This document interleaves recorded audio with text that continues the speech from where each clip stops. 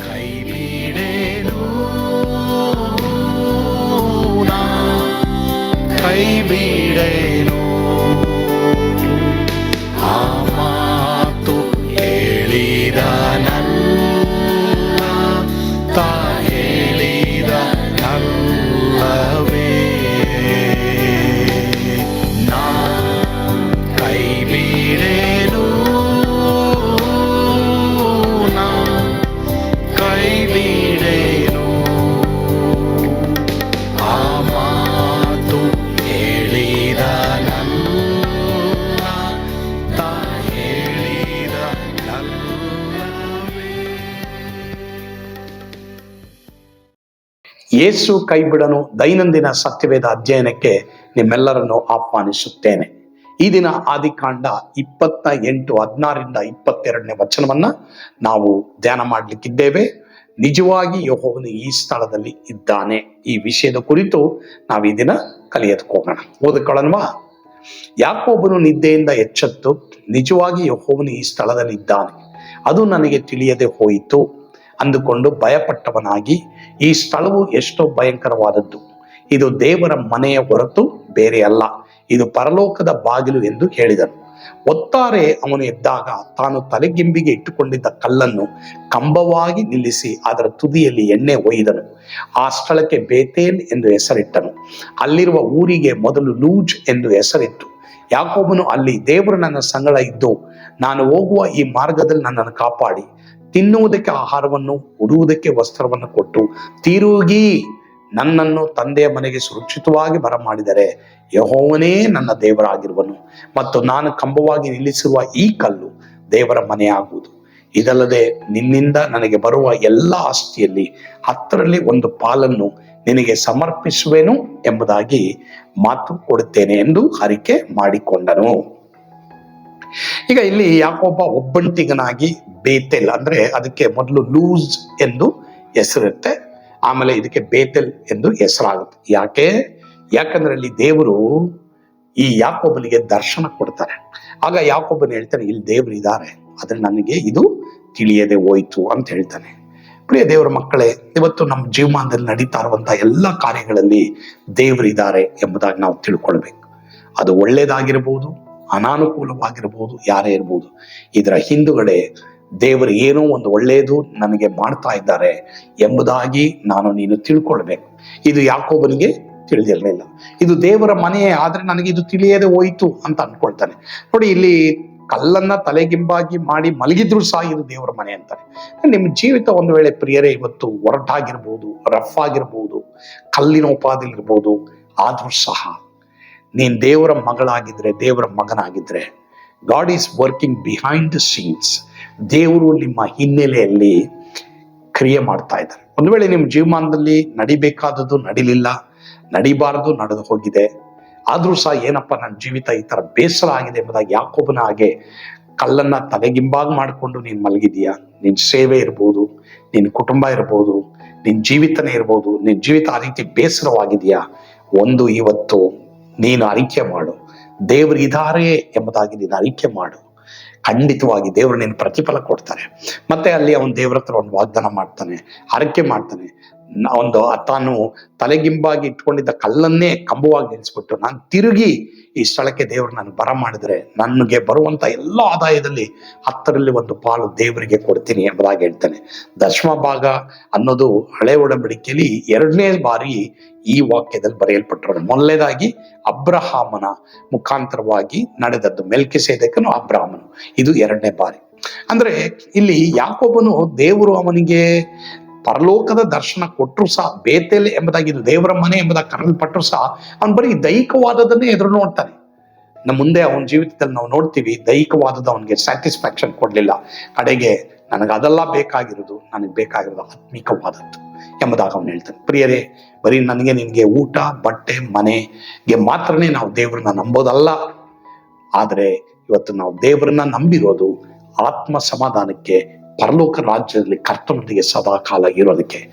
ಕರ್ತನು ಆ ರೀತಿಯೇ ನಿಮ್ಮನ್ನು ನಡೆಸಲಿ. ಕರ್ತನ ಬಳಿಗೆ ಬನ್ರಿ, ಆತನು ಪ್ರೀತಿಯಿಂದ ನಿಮ್ಮನ್ನು ಸ್ವೀಕಾರ ಮಾಡ್ತಾರೆ. ಆಮೇಲೆ ಪ್ರಾರ್ಥಿಸೋಣವಾ? ನಮ್ಮನ್ನು ಬಾಳವಾಗಿ ಪ್ರೀತಿ ಮಾಡಿದಂಥ ನಮ್ಮ ಸ್ವರ್ಗೀಯ ತಂದೆ ದೇವರೇ, ನಿಮ್ಮ ಸ್ತೋತ್ರ. ಇವತ್ತು ಅನೇಕರ ಜೀವಿತ ಒಂದು ವೇಳೆ ಅನಾರೋಗ್ಯದಲ್ಲಿ ಕಲ್ಲಾಗಿರ್ಬೋದು, ಅಥವಾ ದೇವರೇ ಏನಾದರೂ ಒಂದು ತಮ್ಮ ಜೀವನದಲ್ಲಿ ಕಳ್ಕೊಂಡು ಜೀವಿತವೇ ಬೇಸರವೆಂಬುದಾಗಿ ದೇವರೇ ಮಲಗಿರ್ಬೋದು. ದೇವರೇ ಬೇಸರವಾಗಿರ್ಬೋದಪ್ಪ. ಅವರ ಜೀವಿತ ಒಂದು ಹೊಸದಾಗಿ ಮಾರ್ಪಡ್ಲಿ ದೇವರೇ. ಅವರ ಕುಟುಂಬ ಹೊಸದಾಗಿ ಮಾರ್ಪಡ್ಲಿ, ಅವರ ಕಣ್ಣೀರು ಒರೆಸಲ್ಪಡ್ಲಿ. ಸೇವೆಯು ಅನೇಕರಿಗೆ ಇವತ್ತು ಕಲ್ಲಿನೋಪಾದಿಲಿ ಬೇಸರವಾಗಿರ್ಬೋದು. ಅವ್ರಿಗೂ ನೀ ಕೃಪೆ ಕೊಡು, ನಿನ್ನ ದಯೆ ಅವ್ರಿಗೂ ಉಂಟಾಗಲಿ. ಅವ್ರಿಗೆ ಆಶೀರ್ವಾದ ಕೊಡು, ಕೃಪೆ ತೋರು, ದಯೆ ತೋರು. ಎಲ್ಲರ ಕುಟುಂಬದಲ್ಲಿ ಸಮಾಧಾನ ಕೊಡು. ಯಾಕೋಬನಿಗೆ ವಾಗ್ದಾನ ಮಾಡಿದ ಹಾಗೆ ಈ ಮಕ್ಕಳಿಗೆ ವಾಗ್ದಾನ ಮಾಡು. ಸ್ತುತಿ, ಘನ, ಮಾನ, ಮಹಿಮೆ ನೀವೊಬ್ಬರೇ ಹೊಂದಿಕೊಳ್ಳ್ರಿ ಸ್ವಾಮಿ. ಯೇಸುವಿನ ಹೆಸರಿನಲ್ಲಿ ಪ್ರಾರ್ಥಿಸ್ತೇವೆ ದೇವರೇ, ಆಮೇನ್. ಕರ್ತನು ತಾನೇ ನಿಮ್ಮೆಲ್ಲರನ್ನ ಆಶೀರ್ವಾದ ಮಾಡಲಿ. ಸ್ವರ್ಗದ ಆನಂದ ನಿಮ್ಮೆಲ್ಲರನ್ನು ತುಂಬಿ ತುಳುಕಲಿ. ಆಮೇನ್. God bless you.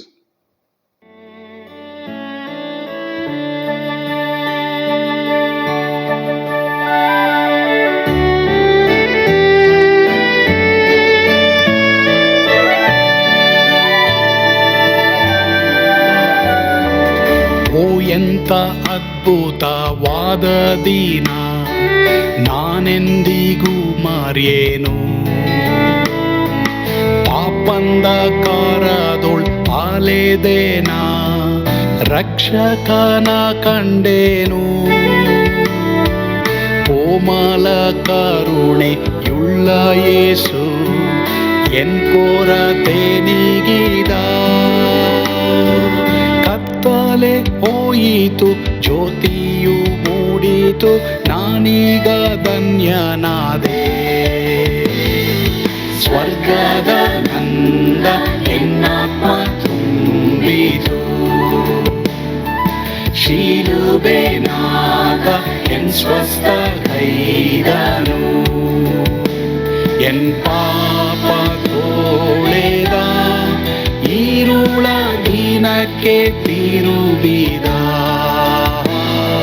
ಸ್ವರ್ಗದ ನಂದ ಎನ್ನಾತ್ಮ ತುಂಬಿತು.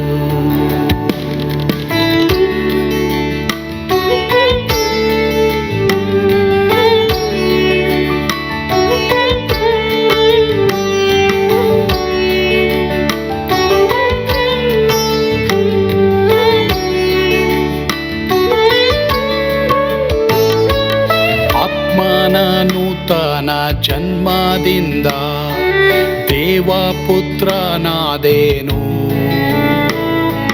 ನೀತಿ ನಿರ್ಣಯವ ಹೊಂದಿದೇನು, ಭಾಗ್ಯವಂತನಾದೇನು. ಪಾಪಾತ್ಮನಾಗಿ ನಾ ಬಂದಾಗಲೇ ಆಶೀರ್ವಾದ ಸಿಕ್ಕಿತು. ಕೃಪೆಯ ಮೂಲವೇ ರಕ್ಷಣೆ ಹೊಂದಿದೆ, ಸುನಾಮ ಕೊಂಡಾಡುವೆ. ಸ್ವರ್ಗದ ನಂದ ಎನ್ನಾತ್ಮ ತುಂಬಿತು. ಶಿಲುಬೆನಾಗ ಎನ್ ಸ್ವಸ್ಥ ಕೈದನು. ಎನ್ ಪಾಪ ತೋಳೆದ, ಈರುಳ ದಿನಕ್ಕೆ ತಿರುಗಿದ. ಸ್ವರ್ಗದ ನಂದ ಎನ್ನಾತ್ಮ ತುಂಬಿತು.